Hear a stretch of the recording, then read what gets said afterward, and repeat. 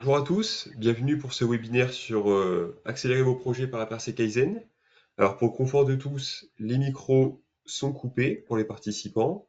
Si vous avez des questions, n'hésitez pas à les poser dans l'onglet questions ou chat, donc les deux bulles de conversation ou le petit point d'interrogation sur le haut à droite de votre écran. Et nous y répondrons du coup en fin de webinaire. Voilà, merci à vous. Maintenant je vais passer la parole à mon collègue Abdou pour la présentation. Merci Franck, bonjour à toutes et à tous. Je me présente Abdou Diop, consultant en ligne industrie service et Six Sigma au sein de Val Performance.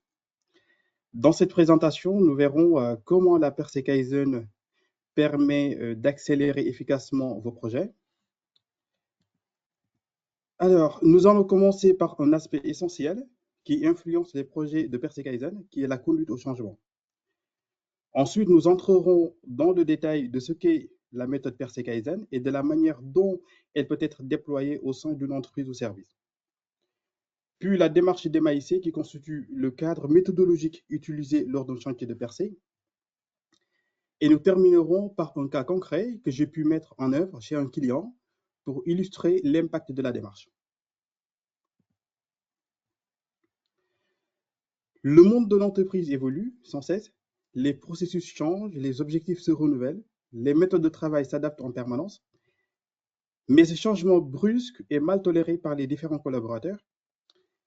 Et pour ça que j'ai l'habitude de dire changer, c'est faire le deuil de ses anciennes habitudes pour faire place au renouveau.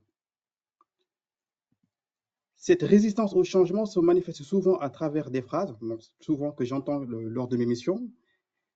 C'était mis avant, ou de toute façon, nos avis ne comptent pas, on nous en parle depuis des années, mais rien ne change. Je fais mieux que l'autre, pourquoi devrais-je changer? Je ne vois pas pourquoi je modifierai ma méthode. Les clients ne se sont jamais plaints. Personne ne m'a jamais expliqué comment faire. Je me suis débrouillé seul. Les autres n'ont qu'à faire pareil. Pourquoi changer ce qui fonctionne déjà?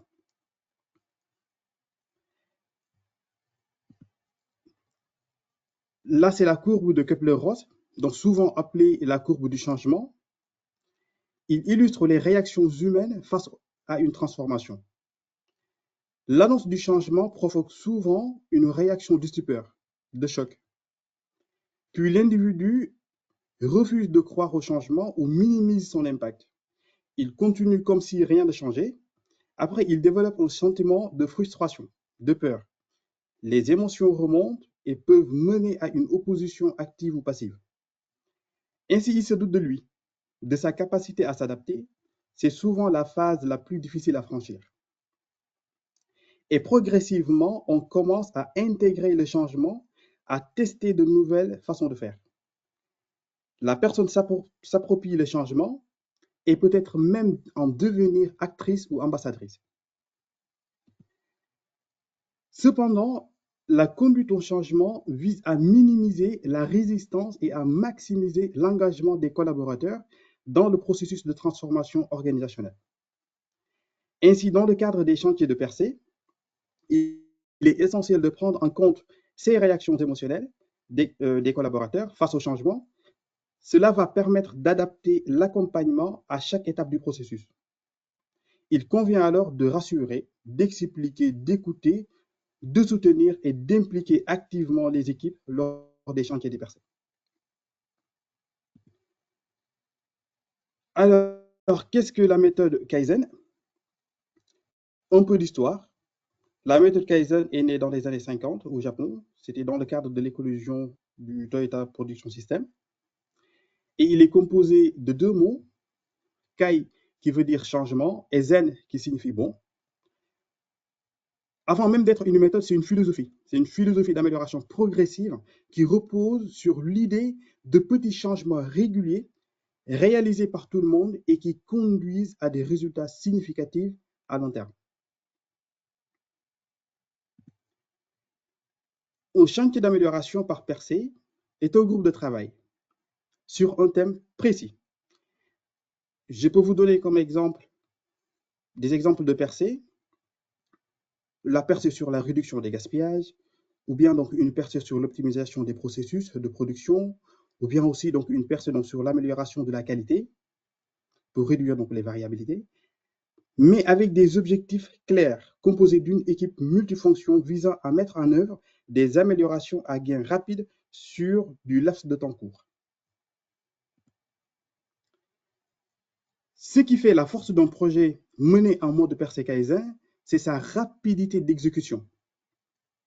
Contrairement aux approches classiques que vous trouvez là, qui sont souvent freinées par des multiples aléas, donc la démarche Persei Kaizen permet d'avancer vite, de façon structurée, avec un impact visible en temps court.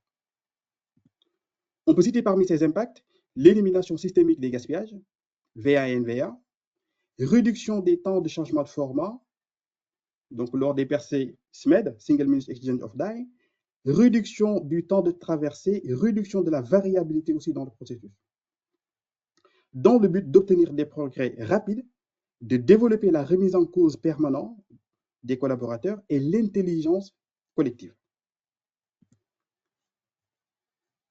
Parmi les outils les plus utilisés, on peut citer les 5 S, donc dont le but est de gagner en efficacité en améliorant l'environnement de travail. L'ISMED, que j'ai parlé tout à l'heure, donc qui permet de réduire les temps de changement de format, et l'automaintenance, qui permet de remettre et conserver le bon état des équipements. Mais la conduite d'un chantier de Persei Kaizen repose sur une démarche rigoureuse, qui est la démarche DMAIC, qui guide chaque étape du projet, de la définition du problème jusqu'à sa mise en œuvre. Donc, il est composé de... Donc déjà, on a la phase définir, mesurer, analyser, innover et contrôler. Et chacune de ces étapes permet de structurer le projet de la personne. Donc, dans la phase définir, cette phase en fait permet de réunir l'ensemble des informations permettant la compréhension du problème. Donc, définir le contexte et l'objectif du projet, donc définir donc, les périmètres, les acteurs et former les collaborateurs aux outils du Lean. Donc, là, j'ai juste cité donc, 5S et SMAD. Et puis, nous avons la phase mesurée qui permet de collecter des données et de valider les systèmes de mesure. Donc là, on peut utiliser donc, les diagrammes de flux, donc c'est des outils d'analyse de flux, diagrammes de flux, donc les diagrammes spaghetti, donc la VSM, donc Value Stream Mapping, et l'analyse de déroulement. Après, nous avons donc la phase analysée, qui permet d'identifier tous les facteurs influents et permet aussi de trouver, donc, les causes racines des problèmes. Et puis, on a la phase contrôlée, qui permet, donc la phase innovée, donc excusez-moi. Donc, dans la phase innovée, il identifie les solutions. Donc, trouver des solutions pour réduire les gaspillages, accélérer le processus et permettre d'améliorer la qualité et de réaliser des actions simples et rapides. Donc, on les appelle donc des quick wins. Et planifier donc les actions plus longues. Et après, à la fin, donc, nous avons la phase contrôlée qui permet de conserver les acquis et de développer des plans de maîtrise. Donc là, nous allons maintenant, je vais maintenant vous présenter un cas concret de Persei, donc qui a permis, donc je l'avais fait l'année dernière, donc qui avait permis donc, à mon client d'économiser plus de 3 millions d'euros par an. Alors, tac. Donc là, j'ai accompagné une entreprise qui était confrontée à un problème de casse-bouteille, comme vous voyez l'image, dont le coût annuel des pertes était estimé à 4 millions d'euros de pertes par an. Donc la première étape consistait à construire un agenda. Donc ça, c'est un exemple d'agenda donc c'est l'agenda que j'avais fait, agenda de Persei, pour piloter donc la Persei Kaizen en suivant les différentes phases de la démarche DMAIC. Un chantier de Persei Kaizen se déroule généralement sur une durée d'environ 1 semaine. Donc après, je vais revenir en détail donc, sur les étapes. La deuxième étape consistait à formaliser la charte de projet afin de cadrer les objectifs, le périmètre, les acteurs et les livrables attendus. Sur les questions aussi, vous pouvez revenir donc, sur les chartes de projet pour que j'entre un peu dans les détails. Alors, pour mener, donc j'ai commencé à faire des observations dynamiques, donc qu'on appelle le gaiement. Parce que j'ai dit tantôt, donc pour mener à bien un chantier de percée Kaizen, il est essentiel de se rendre sur le terrain, là où le problème se manifeste réellement. Cette observation nous a permis de bien comprendre le processus, d'identifier les dysfonctionnements comme l'absence des standards, donc les micro-arrêts, le manque d'entretien des équipements, etc. Cela nous a aidés dans le choix des éléments à mesurer. Donc là, quand on a fait l'observation dynamique donc, sur le terrain, déjà, en fait, donc, je commençais à comprendre d'où venaient en fait, donc, ces casses parce que cette photo, donc, cette photo-là que je vous montre, donc, je voyais que là, c'est la partie fragile donc, qui se cassait. Donc, déjà, j'avais une petite orientation, mais il me fallait des données. Ces données-là, donc, j'ai fait une collecte de données pour déjà cibler les lignes les plus critiques. Donc, j'avais 3 lignes. C'était la ligne G10, G13 et G10. Donc, il y avait des taux de casse très importants, donc 2,23 sur la ligne G13, donc j'avais 2,44. Et on avait fixé un objectif 1,75 donc, pour cent. Donc là, j'ai fait la répartition des casses par ligne. Donc après, je les ai classés donc, par typologie de casse. Donc on avait 3 types de casses que je ne vous ai pas montré. Donc j'ai juste montré donc, les casses. Donc les casses avec une base donc, qui se détache totalement, donc peut-être donc causée par un choc thermique. Donc jusqu'à présent, donc j'avais pas une validation comme quoi que non, c'est l'origine, c'était des chocs thermiques. Donc après là, donc c'était la répartition des casses par produit. Et là, on s'est rendu compte quand on a fait l'analyse que le produit donc n'influait pas trop. Donc là, j'ai pas aussi montré le Six Sigma donc, que j'avais fait, donc ici, donc, le CP et le CPK donc, que j'avais calculé aussi. Donc là, en fait, donc, le produit n'impactait pas trop donc, sur les casses. Là, c'est la répartition par type de bouteille.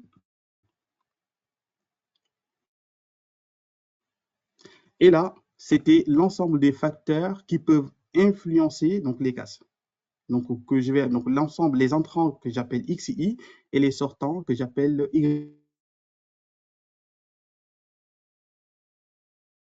J'ai priorisé tous les XI et YI potentiels. Comme exemple, donc, la variation de température donc, à la laveuse, donc, ce sera mon XI. Donc, et après, ce que je vais mesurer, donc, c'est les delta entre les étapes donc, de la laveuse, donc ainsi de suite.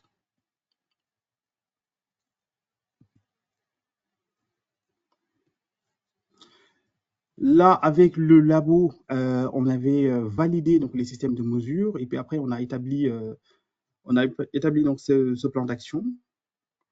Donc, on a réalisé.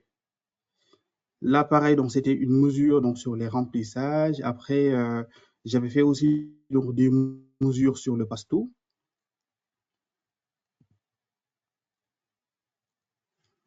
Et là, on a commencé les analyses.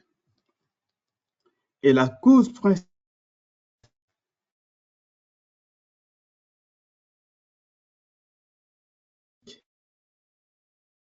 dans le pasto, il y a une variation de température.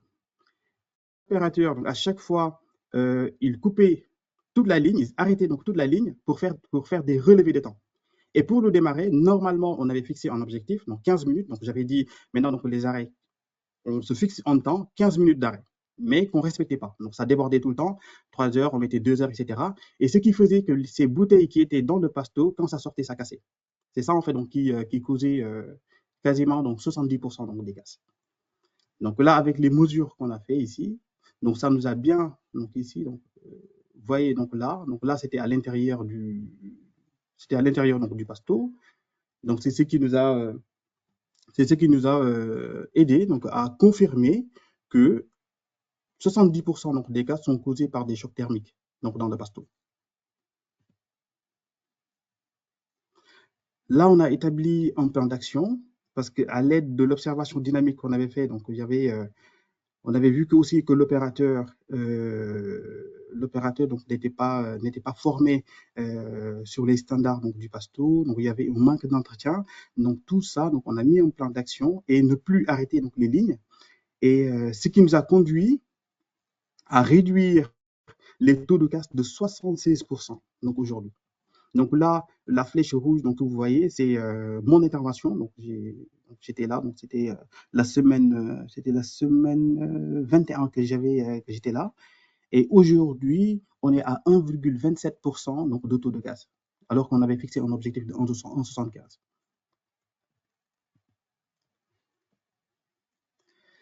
On a aussi réduit donc les taux de panne donc du pasto. Donc aujourd'hui, on est à 80% de gains. Donc on n'arrête plus le pasto, il y a plus de, on a réduit de 80% donc ces taux de panne. Et à la fin, donc, il faut capitaliser donc, toutes ces manières de faire. Donc là, c'est un fiche SR donc, que je mets en place la plupart donc, à la fin des chantiers de percée. C'est symptômes, fiche symptômes, cause et remède. Donc là, donc juste un exemple. Comme par exemple, vous prenez le 1, faible hauteur du vide. Donc là, les causes, c'est quoi? Donc vous traversez, je ne sais pas donc, si vous voyez le souris. Donc, et là, contrôler il faut les causes, donc c'est des causes, donc remplissage au-delà du normal sur quelques robinets. Et la remède, c'est contrôler l'homogénéité des canules utilisées. Donc là, c'est à la fin de chaque percée Kaizen, donc je mets ça en place. Donc après, donc, on a capitalisé donc, les bonnes pratiques. On a formé les chefs d'équipe, on a formé les opérateurs donc, sur ça. Et à la fin, donc, on a félicité l'équipe et aujourd'hui, ils sont très bien contents donc, avec cette baisse drastique des taux de casse. Donc, je vous remercie. Donc, si vous avez des questions.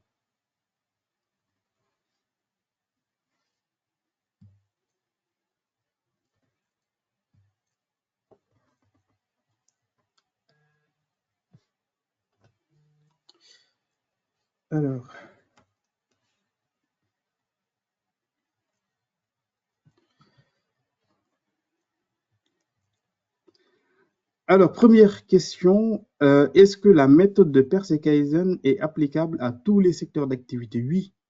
Donc, je l'ai fait donc, donc, en industrie, donc c'est ce que je viens d'expliquer, mais aussi c'est applicable donc, dans les services. Oui.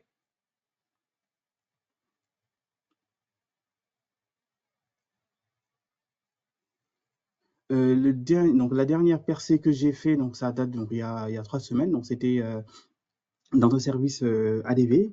Ils étaient bloqués donc, sur les facturations, c'est-à-dire les factures ne sortaient plus. Donc j'ai fait donc, une semaine de percée Kaizen et on est passé de 5 à 25 factures par jour.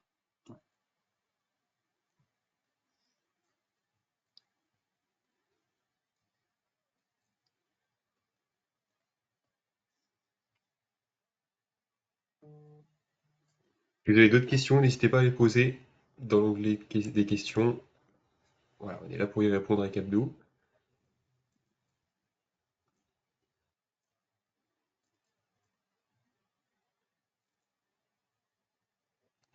Merci à vous. Je vois beaucoup de personnes aussi qui nous remercient pour le webinaire, pour la présentation. Donc merci à vous de l'avoir suivi.